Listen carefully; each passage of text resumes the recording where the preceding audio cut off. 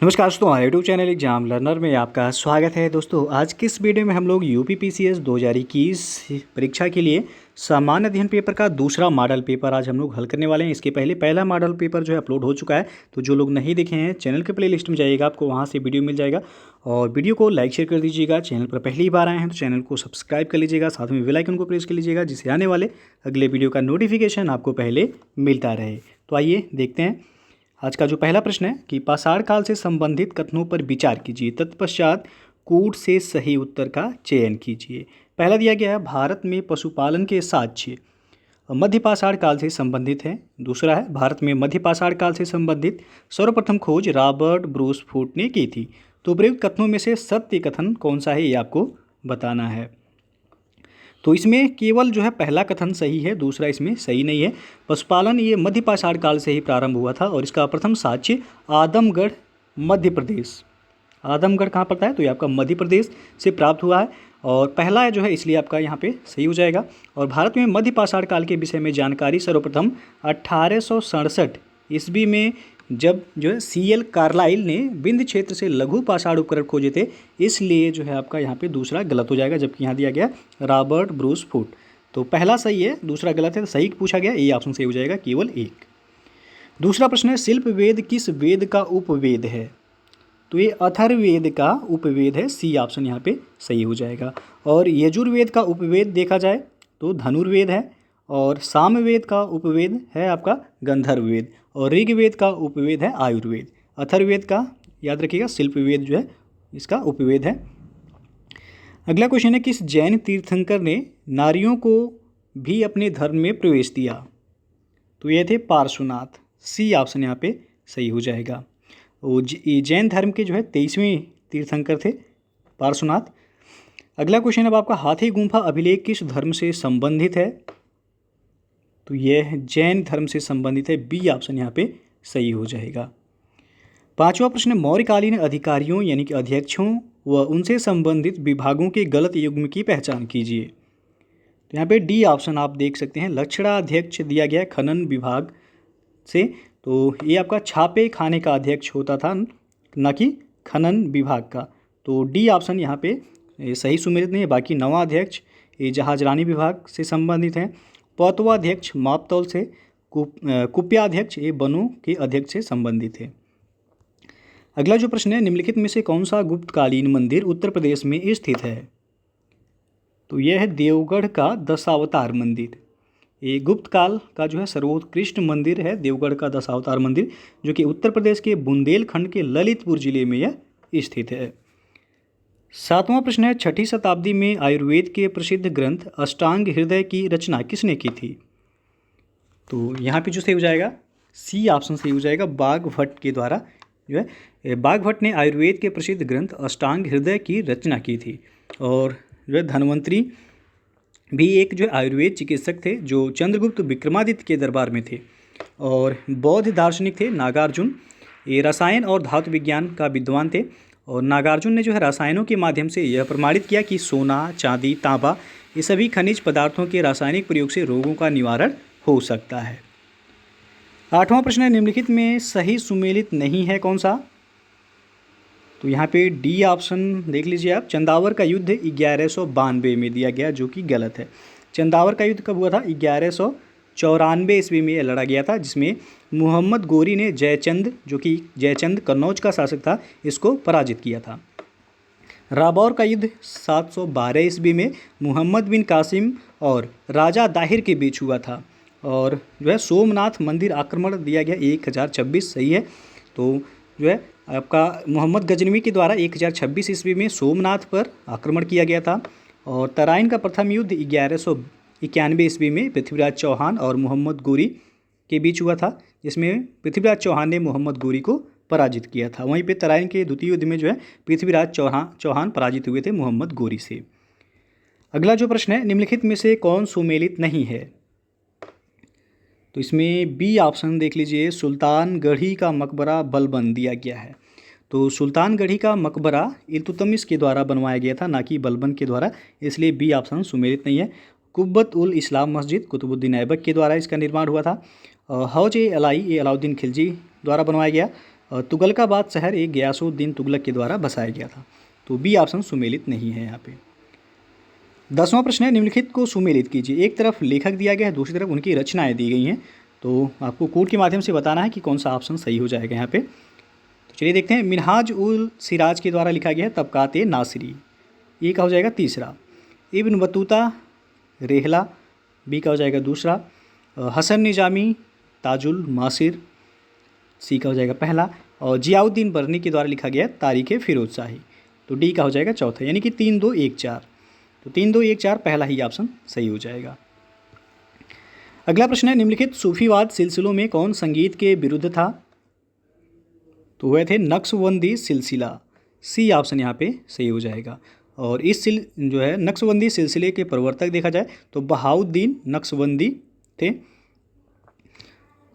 अगला प्रश्न है, मुगल काल में मनसबदारी पद्धति के विषय में निम्नलिखित कथनों पर विचार कीजिए। पहला दिया गया है, इस व्यवस्था की शुरुआत अकबर द्वारा की गई। दूसरा है, मनसब केवल जात में विभाजित होते थे। तीसरा, इस पद्धति से अकबर को साम्राज्य विस्तार में सहायता मिली। तो उपरोक्त कथनों में से सही कथन आपको बताना है। तो यहाँ पे पहला और तीसरा सही है, दूसरा सही नहीं है। तो 1 और 3 यानी कि बी ऑप्शन सही हो जाएगा यहाँ पे। और 13 नंबर क्वेश्चन है, मध्यकालीन भारत में किस संत के दोहे गुरु ग्रंथ साहिब में संकलित किए गए हैं? तो यहाँ पे सी ऑप्शन सही होगा, रैदास। संत रैदास को रविदास के भी नाम से जाना जाता है और इनके द्वारा रचित बहुत से पद गुरु ग्रंथ साहिब में संकलित किए गए हैं। और 14 नंबर क्वेश्चन है, निम्न कथनों पर विचार कीजिए। पहला दिया गया, भारत और अफगानिस्तान के मध्य सीमा रेखा का निर्धारण लॉर्ड लैंसडाउन के समय हुआ था। दूसरा है, चार्ल्स मेटकाफ को भारतीय प्रेस का मुक्तिदाता कहा जाता है। तीसरा है, लॉर्ड हार्डिंग तृतीय के समय भारत की राजधानी कलकत्ता से दिल्ली स्थानांतरित करने की घोषणा की गई थी। तो उपयुक्त में से कौन सा कथन सत्य है, ये आपको बताना है। तो यहाँ पे पहला और दूसरा जो है सही है, तीसरा सही नहीं है। तो 1 2 सत्य कथन पूछा गया है, तो सी ऑप्शन सही हो जाएगा। 1 और 2 सही है।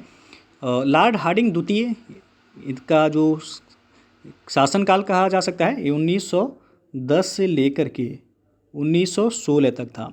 इसके समय ही बंगाल विभाजन को रद्द करने की घोषणा की गई थी और इसी के समय भारत की राजधानी कलकत्ता से दिल्ली स्थानांतरित करने की भी घोषणा की गई थी। तो यहाँ पे तृतीय दिया गया है जो कि गलत है। 1 और 2 सही है, सी ऑप्शन। अगला प्रश्न है, सुमेलित कीजिए और कूट के माध्यम से बताना है कि कौन सा ऑप्शन सही हो जाएगा। तो पुलिस आयोग का संबंध हो जाएगा एंड्रू फ्रेजर से, ए का पहला। सिंचाई आयोग का संबंध होगा कॉलिन स्कॉट से, बी का हो जाएगा दूसरा। और विश्वविद्यालय आयोग का संबंध हो जाएगा टॉमस रैले से, सी का हो जाएगा चौथा। और रेलवे आयोग का संबंध हो जाएगा टॉमस रॉबर्टसन से, तो डी का तीसरा। 1 2 4 3, तो 1 2 4 3 आप देख सकते हैं यहाँ पे कि सी ऑप्शन सही हो जाएगा। अगला प्रश्न है, मैकडोनाल्ड आयोग का संबंध किस परिप्रेक्ष्य में है? तो यहाँ पे ए ऑप्शन सही होगा, अकाल। लॉर्ड कर्जन ने जो है एंटनी मैकडोनाल्ड की अध्यक्षता में अकाल आयोग की नियुक्ति की थी, जिसने 1901 में अपनी रिपोर्ट प्रस्तुत की थी। तो यहाँ पे पूछा गया मैकडोनाल्ड आयोग का संबंध तो अकाल से हो जाएगा।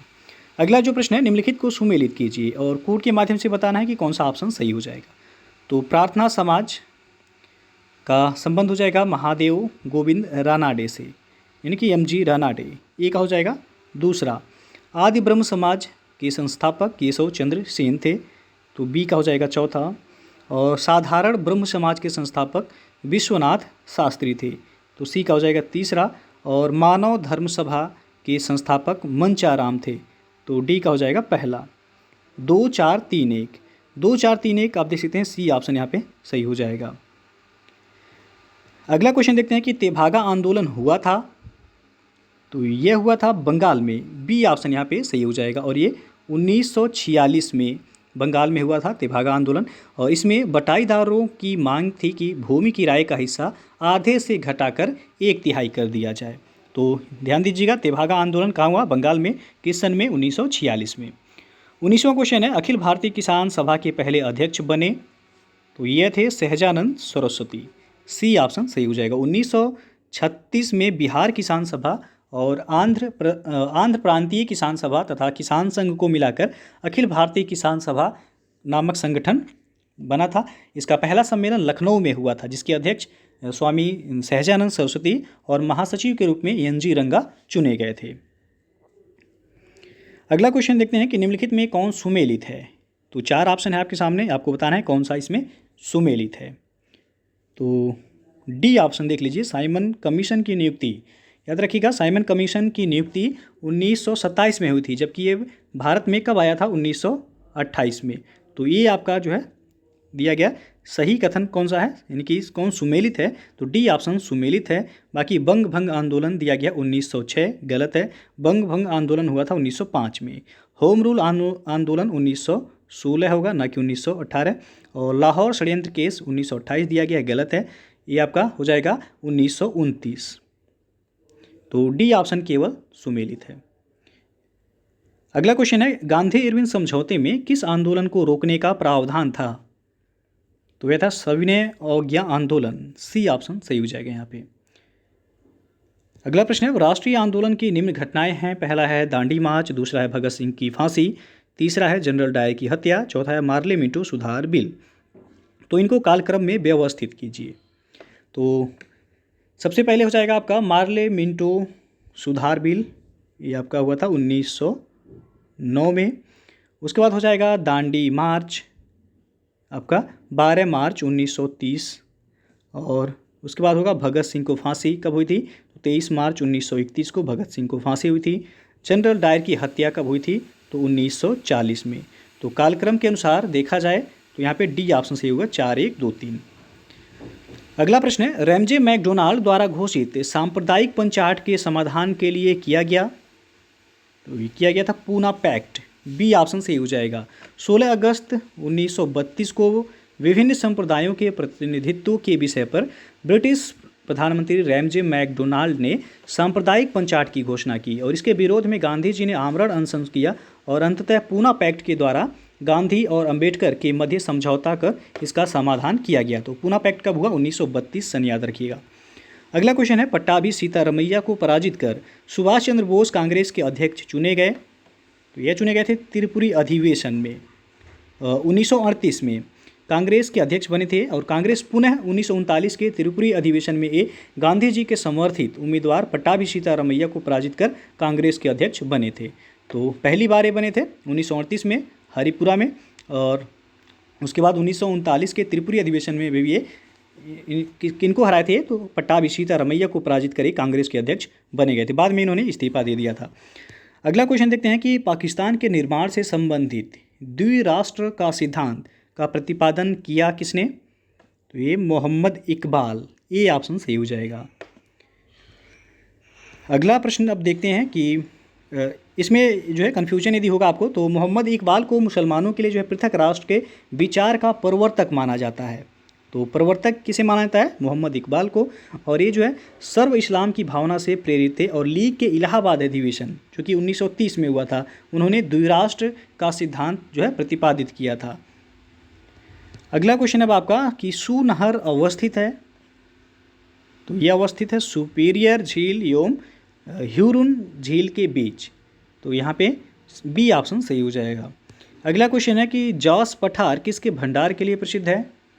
तो ये टिन के भंडार के लिए प्रसिद्ध है। डी ऑप्शन सही हो जाएगा यहाँ पे, और यह अफ्रीका में स्थित है जॉस पठार।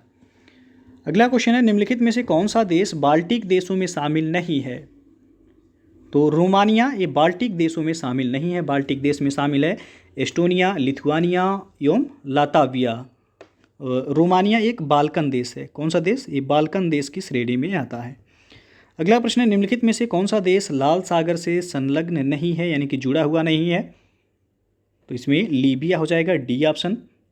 लाल सागर ये अफ्रीका को एशिया से अलग करता है और अफ्रीका के 4 देश हैं, मिस्र, सूडान, एरिट्रिया एवं जिबूती, ये लाल सागर से जुड़े हुए हैं, यानी कि संलग्न हैं। तीसरा प्रश्न है, निम्नलिखित में से कौन एशिया एवं यूरोप के मध्य सीमा नहीं बनाता। तो वह आल्प्स पर्वत, सी ऑप्शन सही हो जाएगा यहाँ पे। और हिमालय के फॉल्ट में मेन सेंट्रल थ्रस्ट को सही परिभाषित करता है। तो यह है लघु हिमालय एवं बृहत हिमालय के मध्य फॉल्ट। बी ऑप्शन यहाँ पे सही हो जाएगा। दोस्तों अनअकैडमी पे अभी यूपीपीएससी यानी कि यूपीपीसीएस या UP triple S C exam के लिए यदि आप सब्सक्रिप्शन लेना चाहते हैं तो अभी मेगा सब्सक्रिप्शन ऑफर चल रहा है, और ये आपका 1 साल के सब्सक्रिप्शन पे आपको 3 मंथ का एक्स्ट्रा सब्सक्रिप्शन जो है दिया जाएगा। तो आप इसमें जो है बेहतर तैयारी कर सकते हैं, और हमारा रेफरल कोड आप यूज करेंगे एग्ज़ाम लर्नर, तो इससे आपको 10% का यहाँ पे एडिशनल डिस्काउंट भी देखने को मिलेगा। तो सब्सक्रिप्शन लेते समय हमारा रेफरल कोड ज़रूर यूज कीजिएगा। और जो है अनअकैडमी पर ही उन्नत जो है लेखपाल मुख्य परीक्षा के लिए क्रैश कोर्स 7 अक्टूबर से चलाया जा रहा है।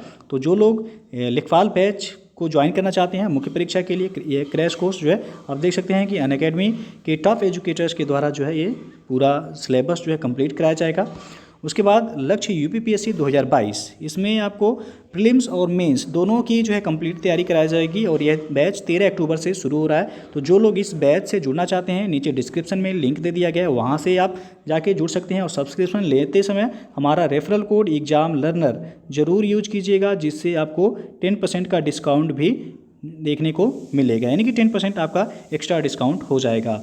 तो दोस्तों जो है यदि आप यूपीपीएससी या फिर यूपी ट्रिपल एस सी किसी भी एग्जाम की प्रिपरेशन के बारे में सोच रहे हैं तो अनअकैडमी जो है सबसे बेहतर प्लेटफॉर्म है, आप वहां से जाके अपनी तैयारी को जो है कर सकते हैं।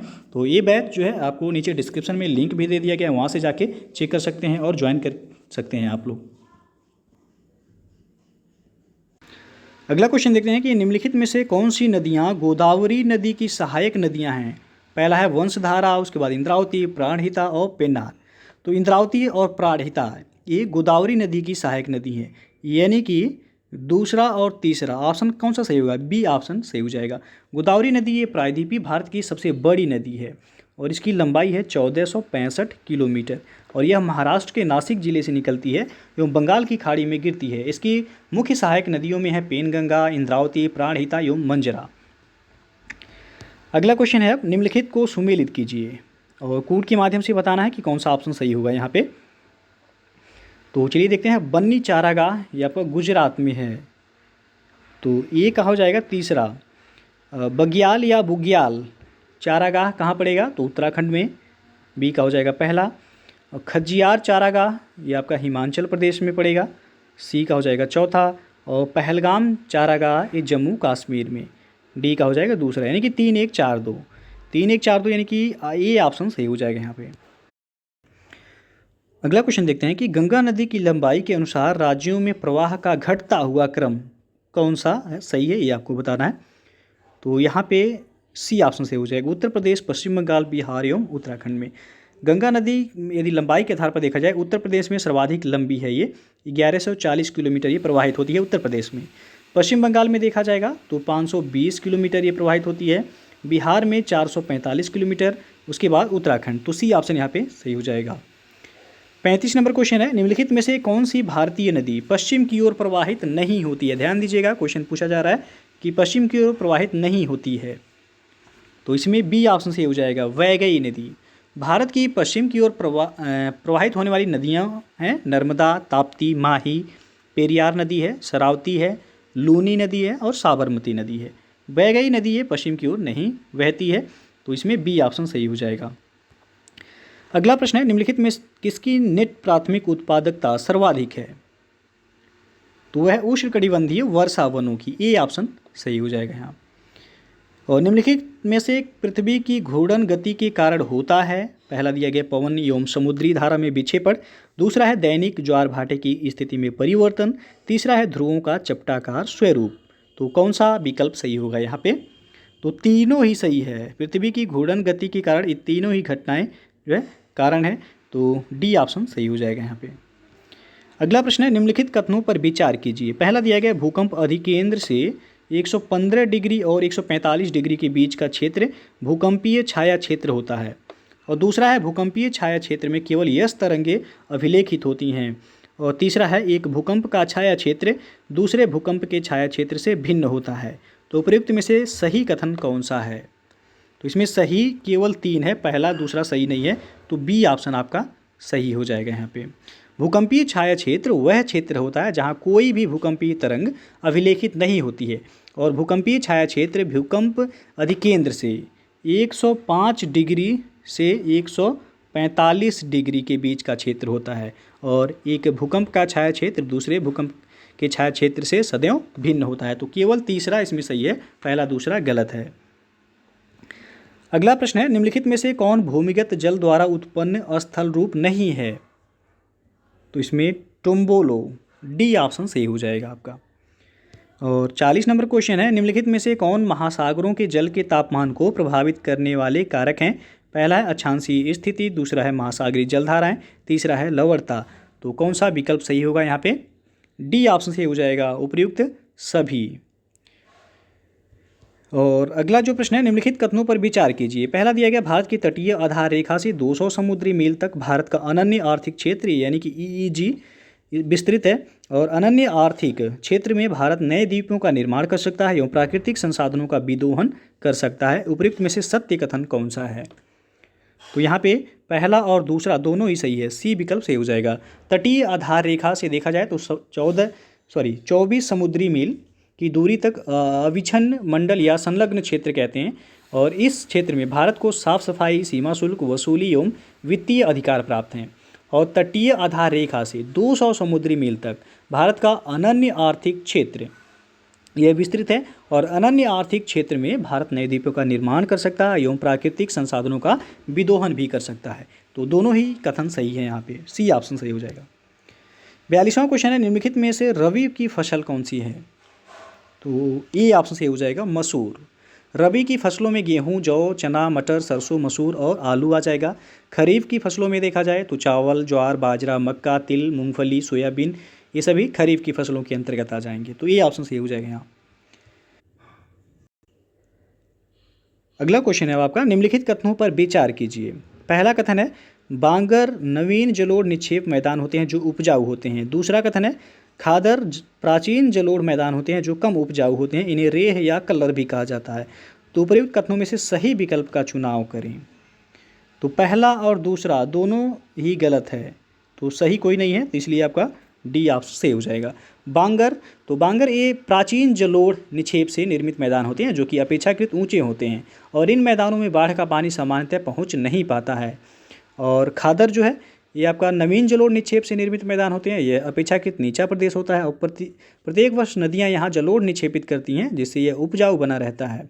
तो दोनों ही गलत हैं, यहाँ पे डी ऑप्शन सही हो जाएगा। अगला क्वेश्चन है, साल, सागौन, शीशम एवं चंदन किस प्रकार के वनों की प्राकृतिक वनस्पति हैं?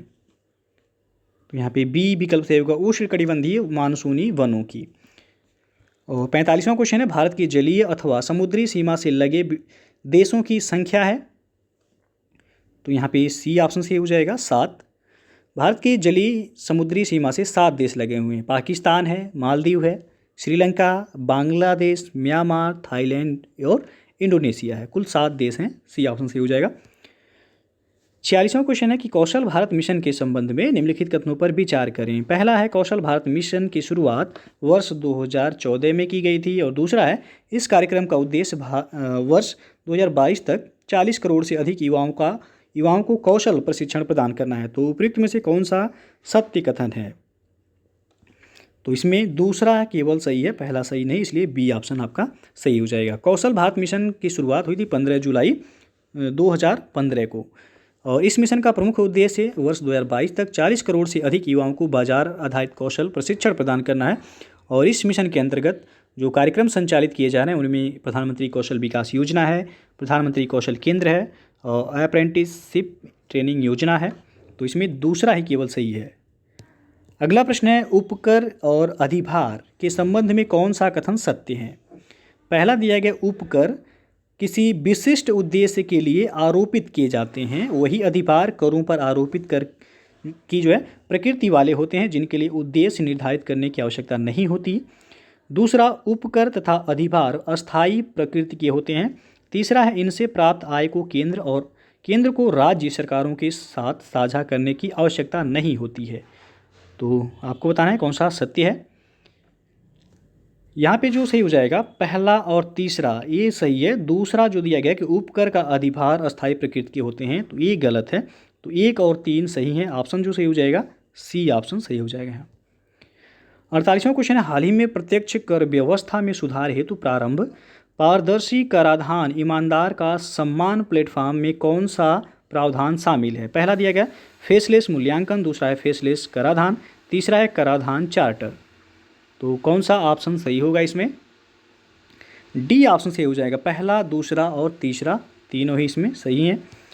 और जीएसटी प्रणाली में लागू ई-वे बिल व्यवस्था के अंतर्गत कितनी दूरी तथा मूल्य की वस्तुओं के लिए ई-वे बिल रखना अनिवार्य है? तो इसमें बी ऑप्शन सही होगा, 10 किलोमीटर एवं 50,000 रुपये तक। और 50वां प्रश्न है कि भारतीय वित्तीय प्रणाली में वर्ष 2018 में लागू EASC यानी कि ईज सुधार एजेंडा किस क्षेत्र से संबंधित है? तो ये संबंधित है बैंकिंग प्रणाली से। ए ऑप्शन सही हो जाएगा यहाँ पे। तो दोस्तों जो है आज के वीडियो में बस ये 50 ही क्वेश्चन देखेंगे, क्योंकि वीडियो जो है बहुत लंबा हो जा रहा है। तो बस 50-50 क्वेश्चन करके हम लोग 3 पार्ट में इसको जो है देखेंगे। तो वीडियो यदि अच्छा लगा हो तो लाइक शेयर कर दीजिएगा। चैनल को अभी तक सब्सक्राइब नहीं किए हैं, सब्सक्राइब कर लीजिएगा। साथ में बेल आइकन को प्रेस कर लीजिएगा, जिससे आने वाले अगले वीडियो का नोटिफिकेशन आपको पहले मिलता रहे। तो वीडियो को पूरा देखने के लिए बहुत बहुत धन्यवाद।